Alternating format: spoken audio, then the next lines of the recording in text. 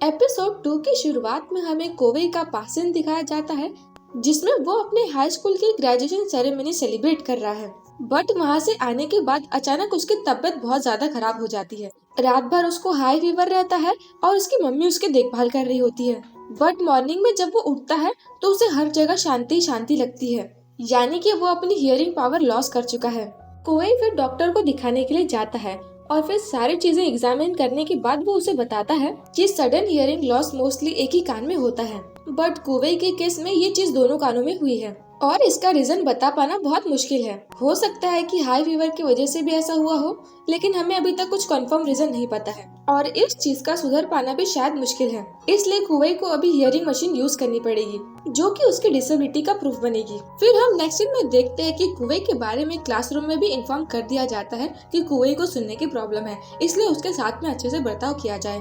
और ये सुनने के बाद पूरी क्लास के स्टूडेंट बातें करने लगते हैं। कुछ लोग उसके बारे में अच्छी बातें करने लगते हैं, कुछ लोग उसके बारे में बुरी बातें करते हैं और कुछ लोग तो उसे एकदम से सिंपैथी दिखाने लग जाते हैं, जिसे देखकर कुवई को बिल्कुल भी अच्छा नहीं लगता है। उसके तरफ देखने वाली सारी नजरें उसे सिंपैथी देने लगती है। सब लोग उसे सिंपैथी दिखा रहे हैं। ये चीज कुवई को बिल्कुल भी अच्छी नहीं लगती है, क्योंकि उसे नहीं लगता है कि उसे सिंपैथी की कोई जरूरत है। और एक बार तो जब क्लास में दो लोग गॉसिप कर रहे होते हैं, उतने में कुवई भी उनसे पूछता है कि तुम लोग क्या बातें कर रहे हो।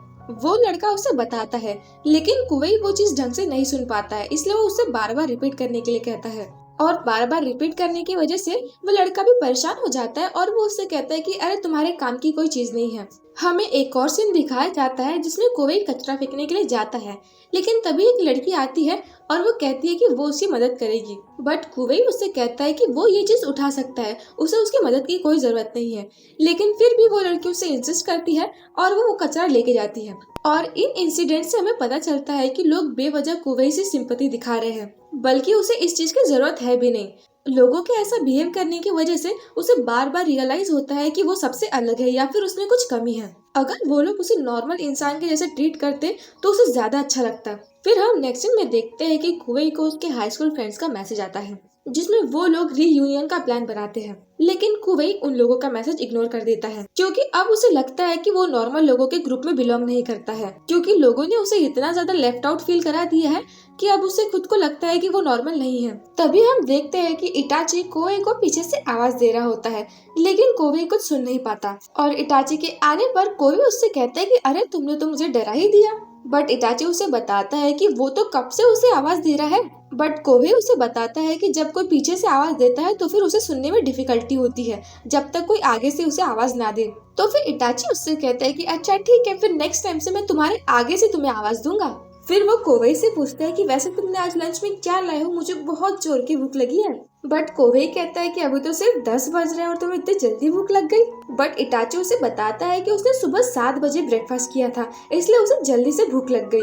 बट ठीक है, मैं वेट कर सकता हूँ और 2 घंटे, इसमें क्या है। फिर हम क्लास में देखते हैं कि इटाची कोवई के लिए नोट्स बना रहा होता है और हमेशा की तरह इस बार भी सर थोड़ा सा फास्ट बात करते हैं, इसलिए इस बार वो सर को कह ही देता है कि सर प्लीज आप थोड़ा धीरे बोलिएगा। ये सुन के पूरी क्लास हंसने लगती है और सर भी बड़े अच्छे होते हैं और वो उसके साथ में कोऑपरेट करते हैं और वो धीरे बताते हैं। लेकिन इधर हमारा कुवई उसकी ऐसी हरकत से बहुत ज्यादा एम्बैरेस हो जाता है।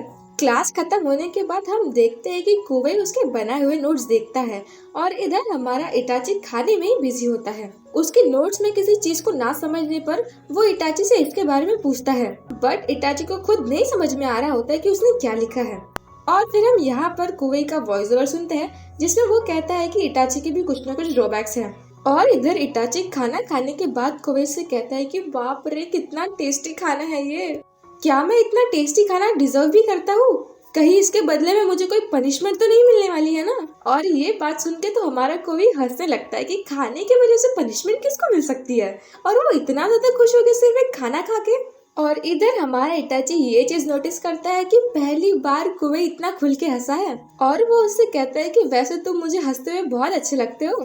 नेक्स्ट में हम देखते हैं कि ये लोग बास्केटबॉल खेल रहे होते हैं, लेकिन जब कुवई के पास में बॉल आता है तो फिर वो लोग ऐसा खेलते हैं जैसे कि वो कुवई को जानबूझ के जीतने दे रहे हैं। और ये चीज जब कुवई को रियलाइज होती है तो उसे बहुत बुरा लगता है। उसे ऐसा लगने लगता है जैसे कि सब लोग उसके बारे में बातें कर रहे हैं और उसे सिंपैथी दिखा रहे हैं। फिर कुवई इटाची को गेम खेलते हुए देखता है और उसे खेलते हुए देखकर उसे ये रियलाइज होता है कि वो उन लोगों के ग्रुप में बिलोंग नहीं करता है, इसलिए वो वहाँ से चुपचाप चला जाता है। इटाची उसे आवाज देने की कोशिश करता है, लेकिन कोई उसकी बात नहीं सुनता। बाहर आने के बाद वो खुद से ही बातें करता है और कहता है कि मुझे इटाची से ज्यादा एक्सपेक्टेशन नहीं रखनी चाहिए। वो ऐसी दुनिया में रहता है जिसका हिस्सा मैं कभी नहीं बन सकता, और ऊपर से उसके खुद के दोस्त भी है, इसलिए मुझे हो सके तो थोड़ा सा दूरी बना के रखनी चाहिए। नेक्स्ट सीन में हम देखते हैं कि इटाची अपने घर पे होता है और उसकी मम्मी जल्दी जल्दी में आती है और कहती है कि आज तो मैं बहुत ज्यादा ही सो गई और मैंने अभी तक ब्रेकफास्ट भी नहीं बनाया है।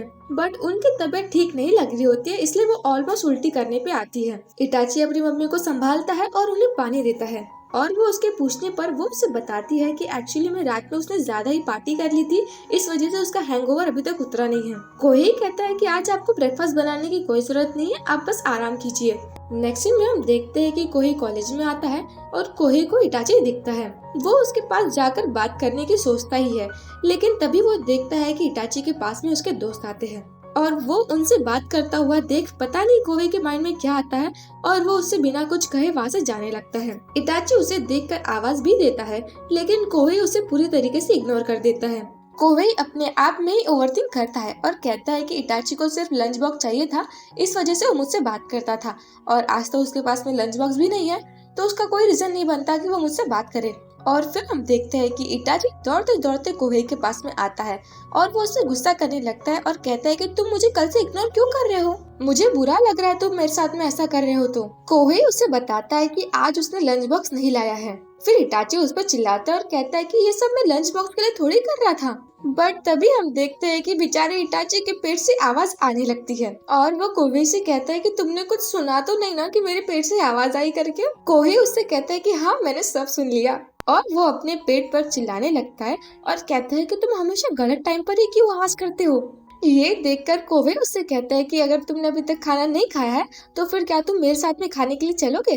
फिर इटाची भी उससे हाँ कहता है और वो दोनों रामेन खाने के लिए जाते हैं। कोही को ऐसे खुश देखकर इटाची उससे पूछता है कि वैसे तुम मुझे आजकल बहुत खुश खुश लगते हो, कुछ हुआ है क्या तुम्हारे साथ। कोही उसे बताता है कि हाँ शायद ऐसा ही कुछ। अब बेचारे इटाची को क्या पता कि कोही को सिर्फ उसके साथ में रहना अच्छा लगता है। और फिर हम नेक्स्ट सीन में उन लोगों को बास्केटबॉल खेलते हुए देखते हैं और इस बार कोही को डिफेंड करने के लिए इटाची उसके सामने खड़ा होता है और इटाची एकदम रियल प्लेयर की तरह उसे डिफेंड करता है, उसे रोकता है। ये देखकर कोही को बहुत अच्छा लगता है कि वो उसे एक नॉर्मल अपोनेंट के जैसे ट्रीट कर रहा है। पहली बार कोही को ये गेम खेलने से एकदम नॉर्मल फील होता है, जैसे कि उसमें कुछ कमी है ही नहीं, क्योंकि इटाची उसे कभी ऐसा फील कराता ही नहीं जैसे कि उसमें कुछ कमी है या फिर वो अबनॉर्मल है। जब कोही हैंड वॉश कर रहा होता है तभी वहाँ पर इटाची आता है और वो उसे पानी फेंक कर कहता है कि क्या तुम मुझसे गुस्सा हो। बट कोही उससे कहता है कि नहीं मैं तुमसे गुस्सा नहीं हूँ। फिर इटाची उसे और पानी फेंक कर मारने लगता है और कहता है कि नहीं तुम गुस्सा हो, और फिर वो दोनों ऐसे ही पानी के साथ में खेलने लगते हैं। और फिर हम वॉइस ओवर में कोही की आवाज सुनते हैं जिसमें वो कहता है कि मुझे आज पहली बार पता चला कि शायद इन नॉर्मल लोगों के बीच में मेरी भी कोई जगह है। और इसी के साथ हमारा ये एपिसोड भी खत्म होता है। टाटा।